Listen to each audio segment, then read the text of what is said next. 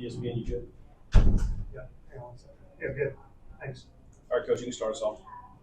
All right, I want to first say something. Our thoughts and prayers to Ron and Claire Rishlak, who tragically lost a son this week, and the service was today. And so he's had major impact on so many students and faculty at the university for a long time. So our thoughts and prayers first off this whole week and today, and continued through Ole Miss for their family.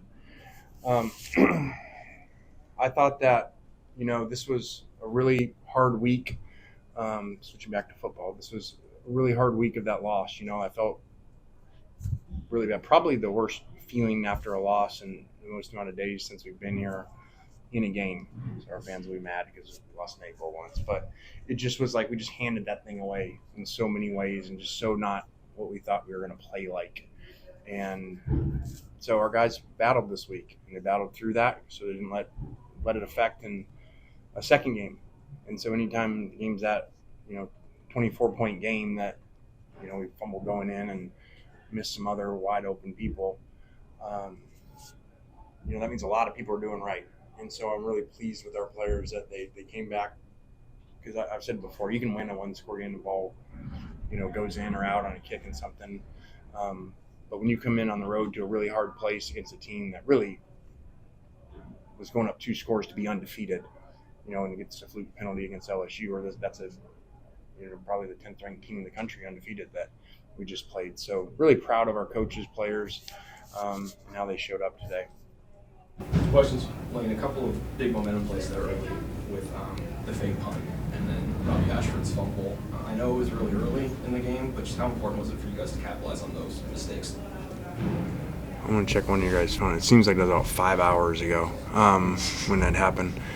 It was really good, and credit to our special teams and defense. And, we had a feeling they'd fake a punt today, and we had some different – we played a lot of punt safe where you saw Walter rushing and stuff like that, just to be safe in the first, part of the season. So thought they might do something like that and run inside. So really glad that our coaches did good and then the players made the plays. It was big momentum.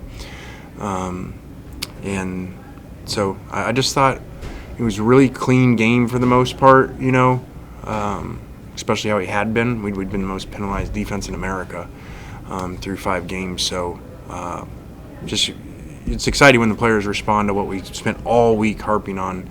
And they did a really good job right from the beginning. That's a really good defensive performance there against 2 quarterbacks that are tough sometimes because even when you cover people, they're hard to catch. Speaking of defense, with Preston Millen being out and then Washington Terry and Perkins get 11 tackles, just what's impressed you the most about his outing? I just love when a kid, fights through and everybody wants to leave, and especially when they're a highly recruited kid, because everything's not going their way early, and he just keeps working. And so it was awesome for him to get a big-time chance today and make plays. And again, for our team, the left tackle was out, Princely was out, so guys stepped up with some guys hurt, which is awesome. And then Trey Harris, the best receiver in the most productive receiver in the country, didn't come back to play for the whole second half. So really good job by guys stepping up. Lane, what makes Big E so reliable for you down by the goal? He's just so unique. He can run really well. He's got great feet for 300 pounds. And so we've done that stuff all off season. Preparing for goal line, short yardage situations, and utilizing our team, getting outside the box. We don't have big running backs. So, we had one, now we don't, so we found one. He was just on the D-line. So he's just really unique and really special. And actually his touchdown before half there, we actually put that play in. So it says a lot about him that we could install a play with a D-lineman, a misdirection play, and then he could execute at quarterback. What did you think about your offense without Trey, and how worrisome is his injury as of right now? I thought we were big little.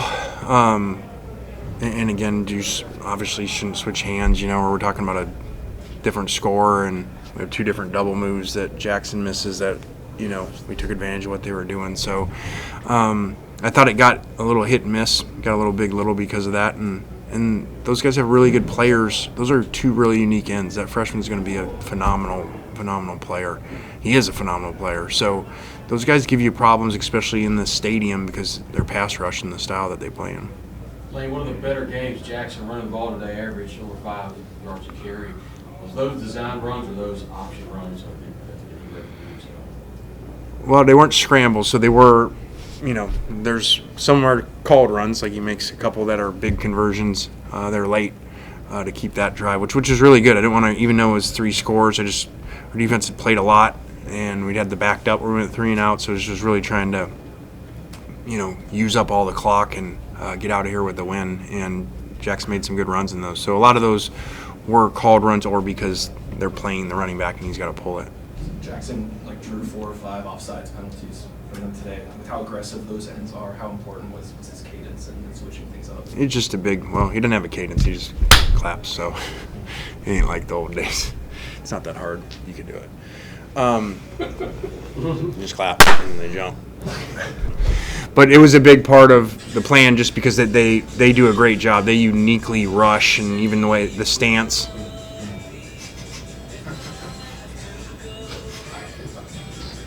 It's always an old guy. And then they can't figure out the phone either. Walter had 2 sacks today. Just what does it do for your defense when the defensive tackle is so disruptive like it was today? We finished in that. They do have a unique, and that was a big part of the plan because we couldn't even double clap sometimes because we couldn't let them get off because they're so wide and they give tackles a lot of problems. LSU left tackle's great, and he had problems at times. So that was a big part of the plan. Even when it doesn't work, it just makes them slow down their twitch. So classic.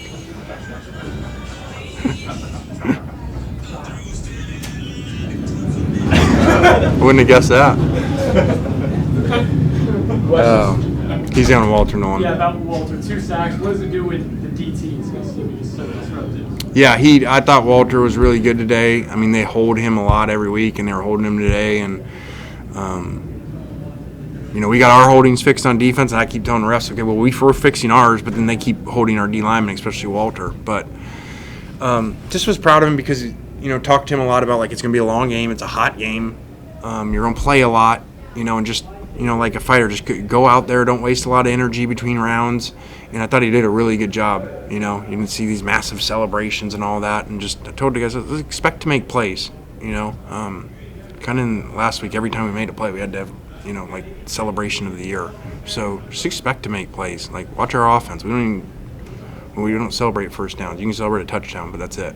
So I was proud of the way Walter played.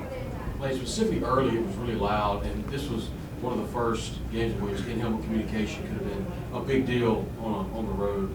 How was it today, and what did you feel? Was it a pro or a con, or what were your thoughts? Well, I thought we kind of took them out with the game going our direction. And obviously, with halftime, number of people left, so that really wasn't an issue ever in the second half. So I thought our guys did it, and I think when we make first downs, it's kind of hard for the crowd noise to be a major impact against this system.